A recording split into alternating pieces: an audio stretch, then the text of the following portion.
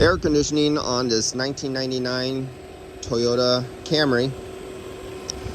So they're going to do a little bit of work, and as we can see, as the outdoor bulb temperature I'm taking right here is 68 degrees. Our suction line temperature is 41 degrees. My duct air temperature is coming out, I think it was 52 degrees. So somebody would probably say, hey, those pressures look normal, but I'm only coming out 52 degrees out the dash. And if you look over here, my superheats, well, when it's running, it's about 40. Let's go back to this. It's just the compressor just kicked in again. So let's watch this. Our superheat's about 43. That's a pretty high superheat.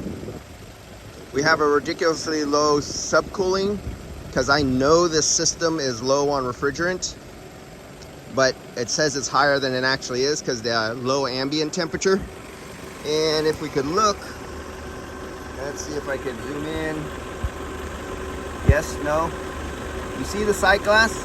I always tell everybody, do not use the sight glass as an indicator, but that's just pure air and foam.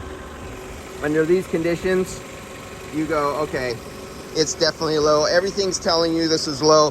When you take your hand, you grab the suction line, it's barely even cool. I mean, there's barely any cooling going on, and at this low ambient temperature, this thing should be nice and cool and condensating and sweating, and it's not. That's telling you it's low. We have full airflow coming through. I have it on high speed. Do I have it? I had it on recycle or fresh. I have it on fresh air, and the temperature is not that great. Let's see. Oh, my thing disconnected. Okay, never mind. And so we're doing okay. So I'm going to remove the refrigerant out of the system. I'm going to guess that I'm going to get about 9 ounces of refrigerant out of this system, and this system should have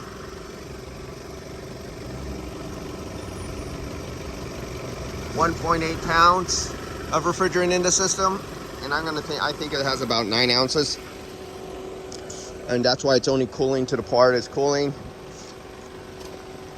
So we'll come back to this vehicle. They're going to change the leaking O-ring.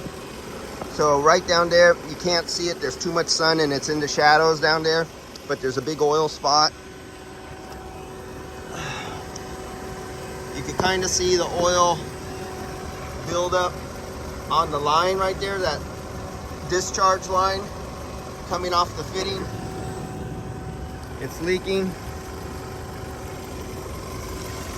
And you can see the oil and some dust buildup on the line. That lower aluminum line should look like the upper aluminum line. So this is all the oil buildup here from the refrigerant oil. This one's nice and dry. That's what it should look like. And I already went around with it, of course, with the Refrigerant leak detector. That was the only thing I could pick up. I broke out the UV light. Looking through the sight glass, there's no UV dye inside the system. I tested the refrigerant. It is 100% pure with no air contamination. Second owner of this vehicle, she got it from a friend, an old lady. What was it, 100 and some thousand miles, 1999. 107,000 miles on it. So this is a Toyota, and the air conditionings are usually always great on these things. They barely ever break down. And when he called me up, do you think the system is okay? Because they like easy work here. They don't want nothing difficult.